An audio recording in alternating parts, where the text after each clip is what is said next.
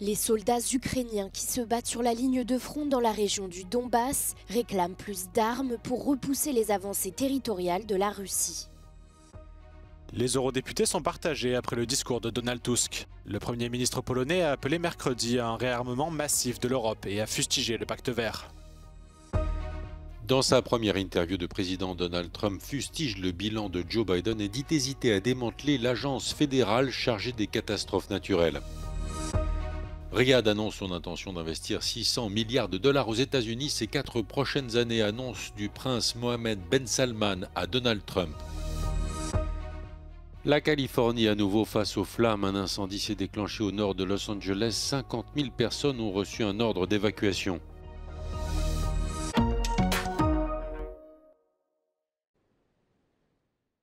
Il est urgent de disposer de plus d'armes pour repousser les avancées territoriales de la Russie. C'est ce qu'affirment les soldats ukrainiens qui se battent sur la ligne de front à Donetsk, dans la région du Donbass. Selon eux, le Kremlin accumule ses forces, se préparant probablement à de nouveaux assauts et à l'occupation de territoires.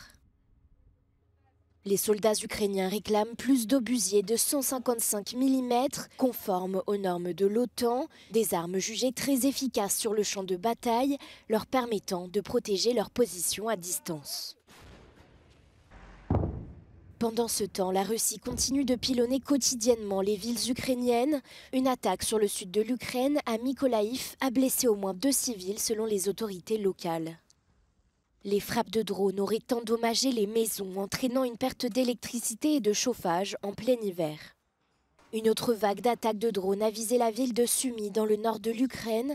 Au moins 3 personnes, dont un enfant de 5 ans, ont été blessées lors du tir des drones iraniens Shahed sur la ville. Plus de 40 bâtiments, dont certains résidentiels, ont été endommagés, ainsi qu'une installation de production.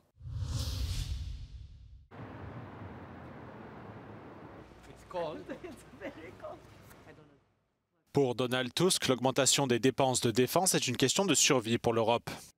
S'exprimant devant le Parlement européen, le Premier ministre polonais a notamment évoqué les récentes déclarations de Donald Trump.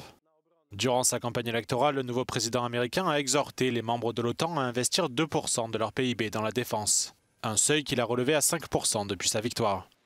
Jeśli Europa ma przetrwać, musi być uzbrojona. To nie jest nasz wybór. Ja nie jestem militarystą. Le discours de Donald Tusk semble avoir convaincu ses alliés du Parti populaire européen. Una visione pragmatica, chiara, determinata, che ci pone di fronte a delle responsabilità, che ci invita a non fare passi indietro ma passi in avanti, consapevoli della propria potenzialità. Quindi non più chiedere ad altri cosa fare per noi, ma interrogarci e fare noi qualcosa, perché l'Europa è una grande potenza e che mette ovviamente in difficoltà anche gli altri se riusciamo a rafforzare il nostro processo di coesione. Le Premier ministre polonais a par ailleurs fustigé le pacte vert européen, qu'il estime responsable de la hausse des prix de l'énergie. Une prise de position qui ne fait pas l'unanimité parmi les eurodéputés de gauche. Security is also sticking to the legislation that we have adopted. That is legal certainty. And it's against the European way forward to step back when it comes to our commitment, strong commitment for a Green Deal, which is to be fair, the green transition to a decarbonized economy. It's not about reviewing our own legislation. It's about, of course, understanding facts, but never giving up when it comes to be first and in the forefront to the highest commitment against climate change. La Pologne assure la présidence tournante de l'UE jusqu'au mois de juin.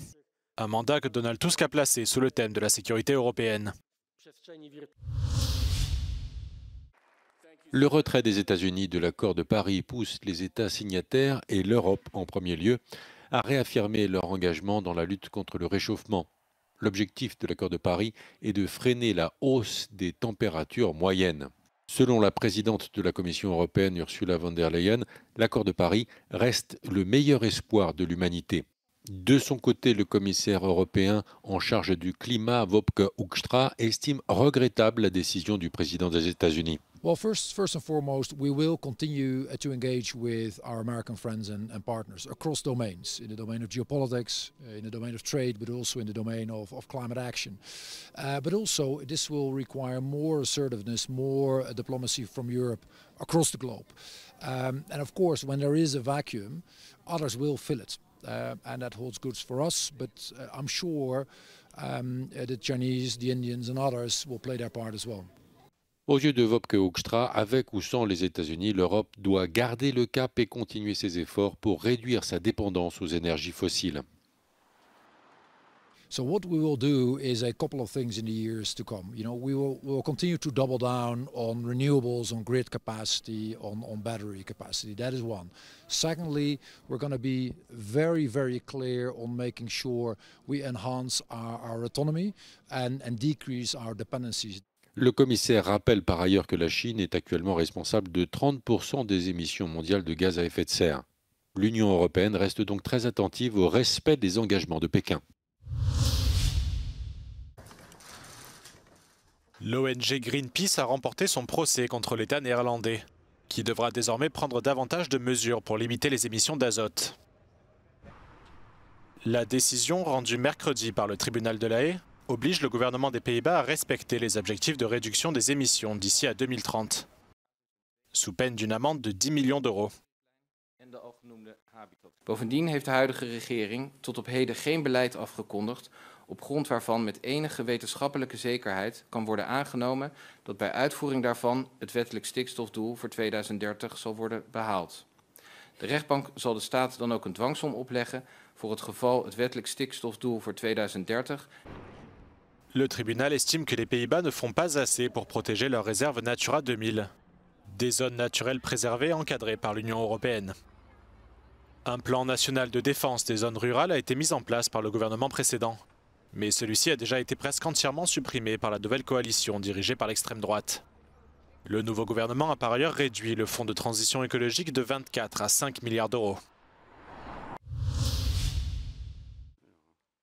Stupeur en Allemagne, 2 personnes dont un enfant de 2 ans ont été tuées dans une attaque à l'arme blanche en Bavière. 2 autres personnes grièvement blessées ont été transportées à l'hôpital. L'attaque a eu lieu dans un parc de la ville d'Aschaffenburg, situé dans le sud du pays. Le suspect a été arrêté, ses motivations ne sont pour l'heure pas connues des autorités.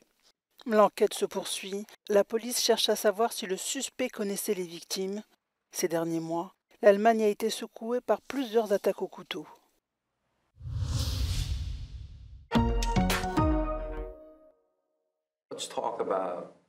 Donald Trump accorde sa première interview depuis son investiture et fustige le bilan de son prédécesseur. Selon lui, Joe Biden n'était pas à la hauteur et il se sentait obligé de revenir au pouvoir. I felt that we shouldn't have had to necessarily be here. Could have been done, a lot of work could have been it would have been over. We wouldn't have inflation. We wouldn't have had the Afghanistan disaster. We wouldn't have October 7th with Israel, where so many people were killed, and you wouldn't have a Ukraine war going on. Au moment où la Californie est à nouveau ravagée par les flammes, Donald Trump dit par ailleurs hésiter à démanteler l'agence fédérale chargée des catastrophes naturelles. Le président américain estime que depuis 4 ans, l'agence n'a pas fait son travail. Donald Trump réitère par ailleurs ses accusations à l'encontre des autorités démocrates de Californie, coupables, selon lui, du manque d'eau dans les bouches d'incendie.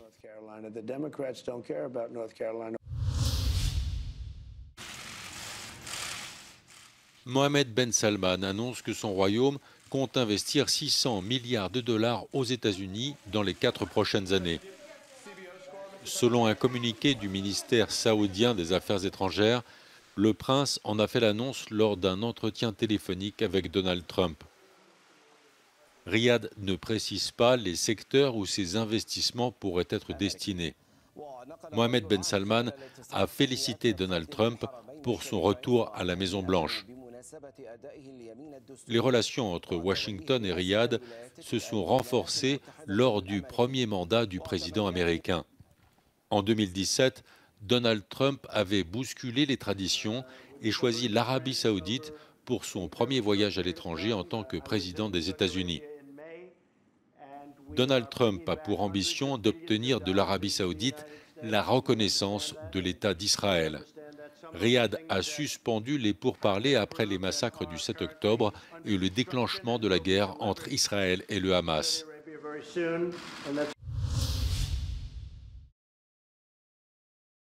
En Californie, 50 000 personnes ont reçu un ordre d'évacuation après le déclenchement d'un nouvel incendie à une cinquantaine de kilomètres au nord de Los Angeles.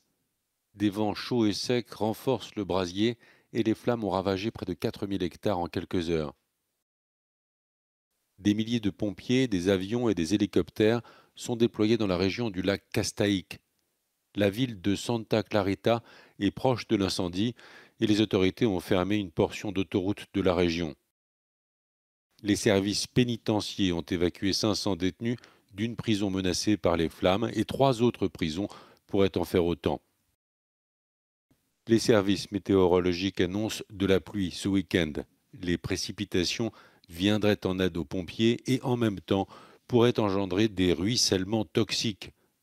Les incendies du début janvier ont détruit des milliers de bâtiments et laissent derrière eux des débris calcinés et potentiellement nocifs. We are beginning in a proactive way in anticipation of rain to make sure that if rain does come, that it doesn't add further to the crisis that we've been in. There's a lot of hazardous materials, toxics that could go into the ocean. We want to prevent that. La maire de Los Angeles craint aussi des glissements de terrain et demande aux services de voirie de protéger les routes pour réduire les risques d'effondrement. Début janvier, les incendies de Los Angeles ont tué une trentaine de personnes.